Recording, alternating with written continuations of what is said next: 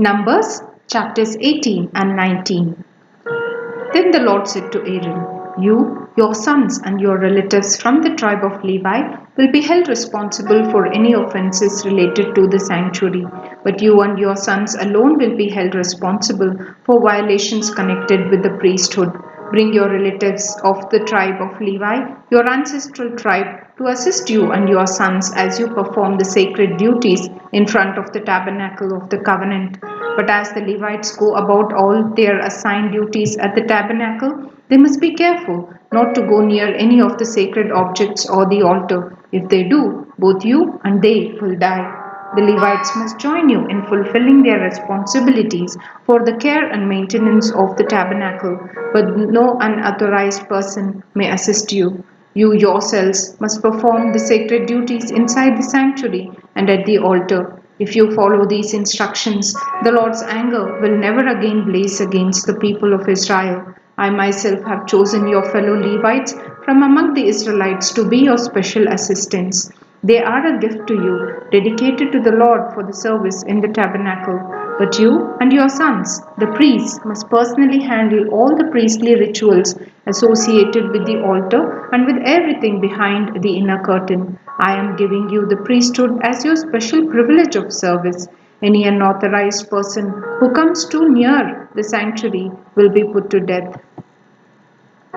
The Lord gave these further instructions to Aaron. I myself have put you in charge of all the holy offerings that are brought to me by the people of Israel. I have given all these consecrated offerings to you and your sons as your permanent share.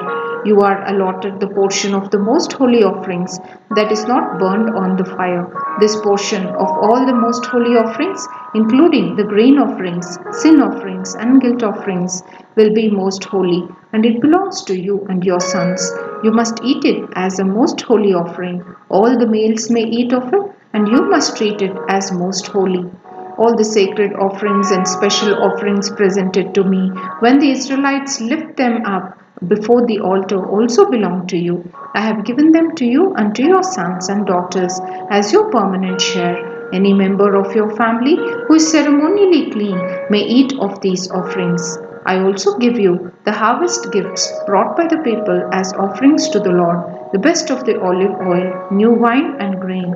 All the first crops of their land that the people present to the Lord belong to you. Any member of your family who is ceremonially clean may eat this food.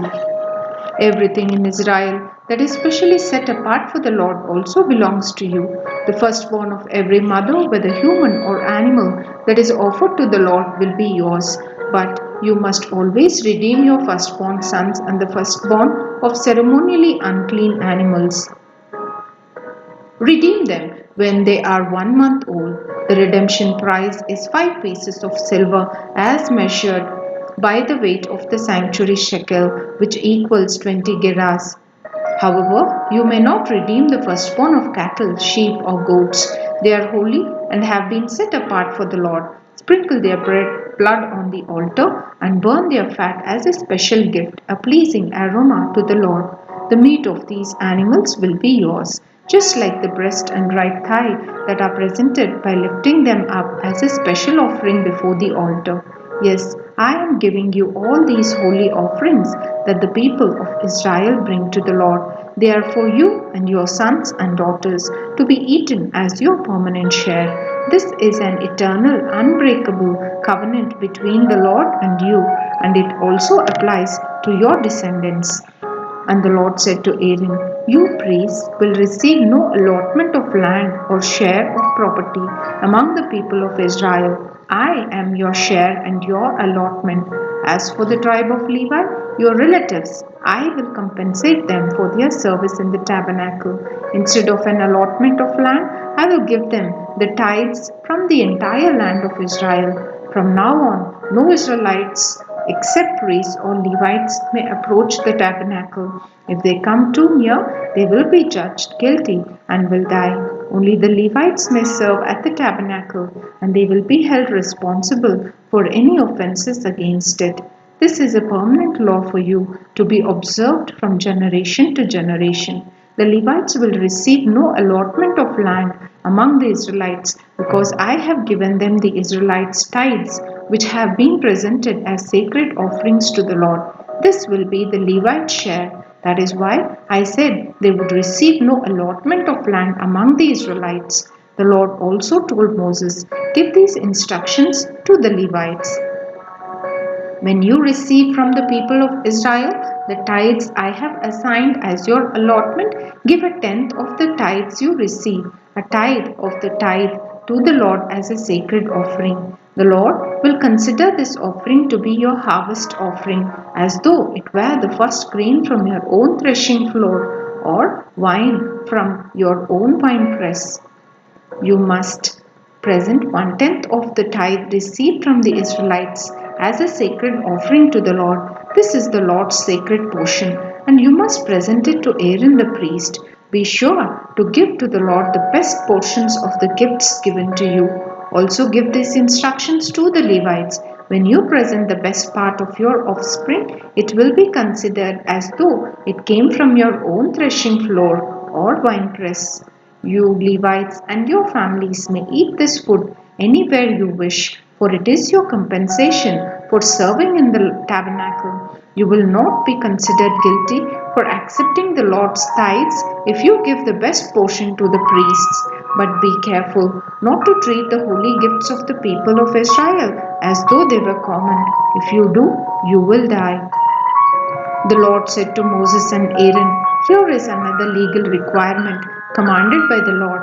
Tell the people of Israel to bring you a red heifer, a perfect animal that has no defects and has never been yoked with a plow. Give it to Eleazar the priest, and it will be taken outside the camp and slaughtered in his presence. Eleazar will take some of its blood on his finger and sprinkle it 7 times toward the front of the tabernacle. As Eleazar watches, the heifer must be burned, its hide, meat, blood, and dung.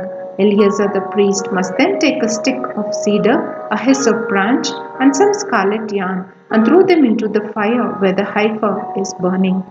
Then the priest must wash his clothes and bathe himself in water. Afterward, he may return to the camp, though he will remain ceremonially unclean until evening. The man who burns the animal must also wash his clothes and bathe himself in water, and he too will remain unclean until evening. Then someone who is ceremonially clean will gather up the ashes of the heifer and deposit them in a purified place outside the camp. They will be kept there for the community of Israel to use in the water for the purification ceremony. This ceremony is performed for the removal of sin. The man who gathers up the ashes of the heifer must also wash his clothes, and he will remain ceremonially unclean until evening. This is a permanent law for the people of Israel and any foreigners who live among them. All those who touch a dead human body will be ceremonially unclean for 7 days. They must purify themselves on the third and seventh days with the water of purification. Then they will be purified. But if they do not do this on the third and seventh days, they will continue to be unclean even after the seventh day. All those who touch a dead body and do not purify themselves in the proper way defile the Lord's tabernacle, and they will be cut off from the community of Israel. Since the water of purification was not sprinkled on them, their defilement continues. This is the ritual law that applies when someone dies inside a tent. All those who enter the tent and those who inside were when the death occurred will be ceremonially unclean for 7 days. Any open container in the tent that was not covered with a lid is also defiled. And if someone in an open field touches the corpse of someone who was killed with a sword or who died a natural death, or if someone touches a human bone or a grave, that person will be defiled for 7 days. To remove the defilement, put some of the ashes from the burnt purification offering in a jar and pour fresh water over them. Then someone who is ceremonially clean must take a hyssop branch and dip it into the water. That person must sprinkle the water on the tent, on all the furnishings in the tent, and on the people who were in the tent, also on the person who touched a human bone, or touched someone who was killed, or who died naturally, or touched a grave. On the third and seventh days, the person who is ceremonially clean must sprinkle the water on those who are defiled. Then on the seventh day, the people being cleansed must wash their clothes and bathe themselves, and that evening they will be cleansed of their defilement. But those who become defiled and do not purify themselves will be cut off from the community, for they have defiled the sanctuary of the Lord. Since the water of purification has not been sprinkled on them, they remain defiled. This is a permanent law for the people. Those who sprinkle the water of purification must afterward wash their clothes, and anyone who then touches the water used for purification will remain defiled until evening. Anything and anyone that a defiled person touches will be ceremonially unclean until evening.